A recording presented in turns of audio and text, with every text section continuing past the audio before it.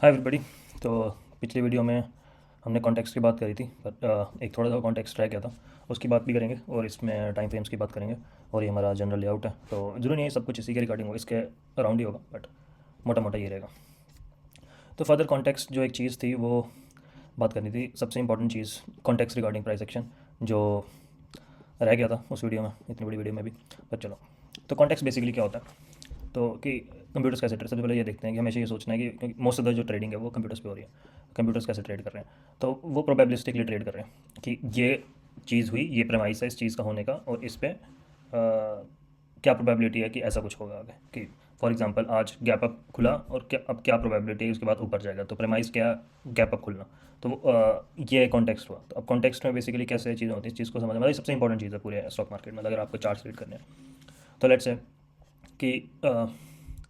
इसकी बात कर लेते हैं, जैसे ये कोई डे है, तो इसमें अभी ये तो ओपन नहीं हुआ ऐसे अभी, तो इसके ओपन से पहले क्या कॉन्टेक्स्ट है, इसका कॉन्टेक्स्ट है कि मार्केट ऐसे क्या ऊपर आया नीचे आया, अभी तक ये ओपन नहीं हुआ अभी मार्केट। तो अभी मार्केट से ओपन पे सपोज आपने ओपन होते ही ऑर्डर लेना है, तो आप ये नहीं देखोगे कहाँ क्या हुआ क्या नहीं, आपको ये कॉन्टेक्स्ट आपके लिए मैटर होना चाहिए कि ये मार्केट ऊपर जा रहा था, अब यहाँ से पहली बार नीचे आया, तो may be it is a pull back पर ओवरऑल ट्रेंड इज़ अप, तो कॉन्टेक्स्ट है अभी पहली बार ओपन हो गई, तो अब कॉन्टेक्स्ट में एक एडिशन हो गया कि अब गैप अप हुआ, कहाँ पे हुआ, कितनी वीक बनी, क्या हुआ, उसके बाद अब एंट्री लोगे नेक्स्ट बार पे। अब नेक्स्ट बार ऊपर जा रही है नीचे जा रही है वो मैटर नहीं करता,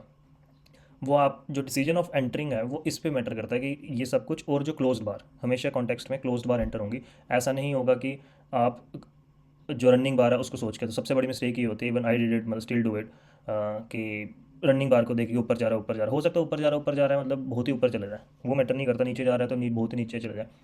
पर आपके जो कॉन्टेक्स्ट जो है वो सिर्फ यहीं पे रहता है कि जो बार क्लोज्ड है उसी को देख के आप ट्रेड लेते हो, कभी भी रनिंग बार पे ट्रेड नहीं लेते, मतलब this is most important if you want to go into trading. तो अब कॉन्टेक्स्ट में ये है कि सपोज करो, अब एक सबसे इंपॉर्टेंट चीज़ ये भी आती है कि लोग कहते हैं स्टॉक मार्केट में पैसा बनाना है, सस्ता खरीदो महंगा बेचो, ना ऊपर बेचो नीचे खरीदो, मतलब अगर कोई शॉर्ट कर रहा है। तो इसमें सबसे इंपॉर्टेंट है कि किस महंगा बेचो सस्ता महंगा खरीद, सस्ता खरीदो महंगा बेचो, तो ये किसके कैसे पता चलेगा कि क्या चीज़ महंगी है क्या सस्ती है। तो it is always based on the context, सबका कॉन्टेक्स्ट का पढ़ने का भी तरीका अलग अलग है, क्या है क्या नहीं। फॉर एग्जांपल आपका कॉन्टेक्स्ट ये कहता था, लेट्स टेक एन एग्जांपल, थोड़ा इसको सिंपलीफाई करते हैं, कि ऊपर जा रहा था फिर नीचे आया, अब ये इतने बड़े गैप अप के बाद अगर ये बुल बार बनी है 15 मिनट पे, तो आपका कॉन्टेक्स्ट ये कहता है कि चांसेस आर कि अगली बार भी बुल बनेगी। तो अब ये अगर नीचे आ रहा है तो आप जो प्रोबेबिलिटी कंप्यूटर वो अगली जो बार है ना, अभी अगर ये सिर्फ ये वाली बार है,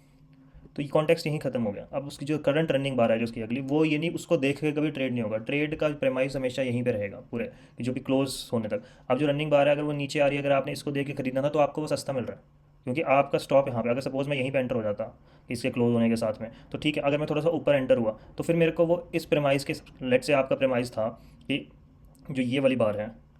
इसको थोड़ा मोड़ा कर, जो पहली बार है तो अगली बुल बार बनेगी, और अगली बुल बार बनेगी, मान लो कि एवरेज ट्रू रेंज ऑफ है 15 मिनट, मान लो 20 पॉइंट की है 30 पॉइंट की, तो आपने ऑलरेडी 10 पॉइंट पे खरीदा, अगर आप यहाँ खरीदते हैं तो आपके पास था प्रेमाइस की स्टॉप यहाँ पे, और 20 पॉइंट का कैप्चर करोगे, 30 पॉइंट कैप्चर करोगे, आपने इसी प्रेमाइस पे 10 पॉइंट और ऊपर ले लिया,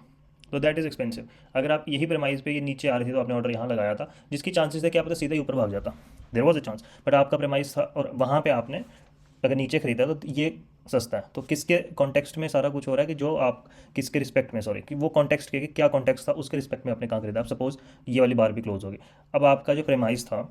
वो अपडेट हो गया, आपका कॉन्टेक्स्ट अपडेट हो गया उस, मतलब अगर एक मैथमेटिकल ले लो, प्रोबेबिलिटी की इक्वेशन चल रही है, तो अब आपके दो हो गए कि पहली गैप डाउन और पहली दो बुल बार बन रही हैं 15 मिनट पे, तो प्रोबेबिलिटी ऑफ नेक्स्ट बार कि बुलिश है बेरिश, अगर सपोज ये बेरिश आती है, आपके सिस्टम है जो भी आपको लगता है, तो आप यहाँ सेल करोगे। अगर आप नीचे जाते देखोगे कि अगर नीचे जा रही होगी तो मैं सेल करूँगा, तो वो नहीं है, तो वो आप ऑलरेडी आपका सेल हायर बनता था, आप नीचे कर रहे हो उसको, तो आप ऑलरेडी उसको महंगा सेल कर रहे हो। तो अगर आपको प्रोबेबिलिटी थी कि वो ऊपर जाएगा, कि वो बुल बनने को जाएगी बार, तो आप ऊपर बाय करोगे, तो देन इट इज़ कि आप उसको महंगा बाय कर रहे हो। अब मैं समझ नहीं पा रहा कि इसमें कितने आप कितना समझ रहे हो इस चीज़ को, अगर कोई डाउट होगा you can ask in the comments. तो दिस इज़ वेरी इंपॉर्टेंट। सबसे बड़े, मेरे ख्याल से जितने भी लोग देख रहे होंगे, सबसे बड़े लॉसेस हैं, सबसे बड़ा डिस्टर्ब भी बंदा तब होता है कि आपने खरीदा और कैंडल बदल गई। तो बेसिकली आप रनिंग कैंडल को देख के एंटर हो रहे हो, रनिंग कैंडल को देख के एग्जिट हो रहे हो। एग्जिट फिर भी शायद अगर आप हो जाओगे, चलो आपके अगेंस्ट ट्रेड वापस ऊपर मुड़ जाएगा, पर एंटर तो कभी रनिंग कैंडल में नहीं होना चाहिए, कि नेवर। तो मतलब I still do the same mistake, running candle को देखते हुए कि यार अपॉर्चुनिटी फोमो हो गया जो भी हो गया, but it is always advisable, या एडवाइजेबल कि आप बन ही नहीं सकते प्रॉफिटेबल, मतलब अगर आपने प्रेमाइस में ये, मतलब रनिंग कैंडल के अंदर एंटर हो जाओ, अगर आपका प्रेमाइस है सेट कि मैंने एंटर होना है, और उस कैंडल के बिहेवियर के ऊपर आपका डिसीजन नहीं होना चाहिए, मैं बस ये कह रहा हूँ। तो कॉन्टेक्स्ट इसलिए सबसे ज़्यादा इंपॉर्टेंट होता है। तो आपके लिए जैसे अब ये आया, तो जब ये ओपन हुआ तो आपका कॉन्टेक्स्ट हुआ कि पहली बार ये यहाँ पे बियर बन गई, कि गैप डाउन हुआ और पहली बार बियर बन गई, इधर वीक बनी जो भी। अब जो नेक्स्ट बार अगर ये ऊपर जा रही होती तो भी आप शॉर्ट करते हैं इधर भी, मतलब अगर ऊपर जा रही होती, सपोज यहाँ होती, आपका डिसीजन इस बार के ऊपर है, तो आपको वो सस्ता मिल गया, क्योंकि आपका स्टॉप इन यहाँ शॉर्ट करोगे, यहाँ शॉर्ट करोगे, यहाँ शॉर्ट करोगे, स्टॉप तो यहीं जाएगा ना। तो अब ये करंट जो रनिंग बार है वो उसके ऊपर नहीं होगा कि यार ये तो ऊपर जा रहा है मैं करूँ नहीं करूँ, आपका डिसीजन यहाँ तक वैलिड था, उस बार के ऊपर आप एंट्री लोगे, वो आप उस जहाँ एग्जिट करोगे वो रनिंग बार के ऊपर करोगे, डिसीजन कभी उस पर बेस नहीं होगा। So this is the context. तो दिस इज़ वेरी इंपॉर्टेंट कि कॉन्टेक्स्ट जो है कि जिसके अगेंस्ट, इसमें कंडीशनल प्रोबेबिलिटी कहते हैं इसको मैथमेटिकल फॉर्मुलेशन में। तो कंप्यूटर्स इसी तरीके से ट्रेड करते हैं, विच आई बिलीव, अब मेरे को श्योर क्योंकि मैंने कभी करा नहीं, बट आई थिंक जहाँ जितनी मेरी समझ है कि कंप्यूटर्स ऐसे ट्रेड करते हैं। कॉन्टेक्स्ट में साथ में ये भी होता है कि आप क्या एक्सपेक्ट कर रहे हो। सपोज कॉन्टेक्स्ट है कि आप इस बार पे एंटर हुए पहली बार पे, तो आपकी क्या एक्सपेक्टेशन है इस मार्केट के बिहेवियर से, कि लाइक आप चाहते हो कि मार्केट यहाँ चले जाए, आप चाहते हो कि 2-3 बार जाकर रिवर्स हो जाए, आपको पता, आपका कॉन्टेक्स्ट है कि ये ट्रेडिंग रेंज में घूम रहा है। सपोज आप, मैं बोलता हूँ बुल बार के ऊपर एंटर हो तो 20 पिप्स का, जब 20 पिप्स की बोल रहा हूँ तो आप 20 पॉइंट्स कैप्चर करोगे, ठीक है। तो कई बार वो होता है वो भाग गया बहुत ज़्यादा, वो 100 पॉइंट हो गया, आपको दुख हो रहा है। तो जहाँ कई बार होता है वो रिवर्स हो गया, आपने 100 सोचा था तो वो 20 पॉइंट में वापस हो गया। तो बेसिकली आपको ये डिसाइड करना होता है कि कॉन्टेक्स्ट क्या है मार्केट का। सपोज मार्केट अगर ऐसा होता, लेट मी ये सारे जैसे फॉर एग्जांपल ये वाला है,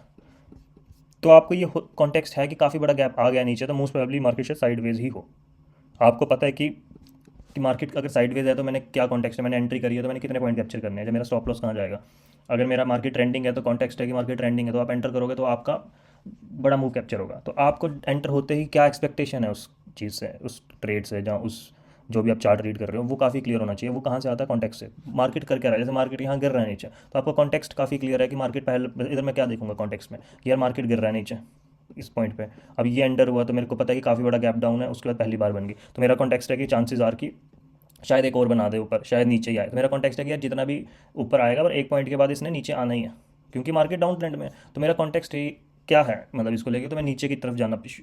पसंद करूँगा। क्या मैं कितना नीचे, क्या मैं एक बार पे एग्जिट कर दूँगा, क्या मैं, तो मेरे को ये पता है कि चांसेस आ रही है शायद डे का बॉटम फिर से चेक करे, क्या पता करे क्या नहीं करे, पर मेरे को एक थॉट तो है ना कि क्या कॉन्टेक्स्ट है मेरा उस चीज़ को लेके। तो वो चीज़ काफ़ी क्लियर होना चाहिए कि आपकी एक्सपेक्टेशन क्या मार्केट से। तो या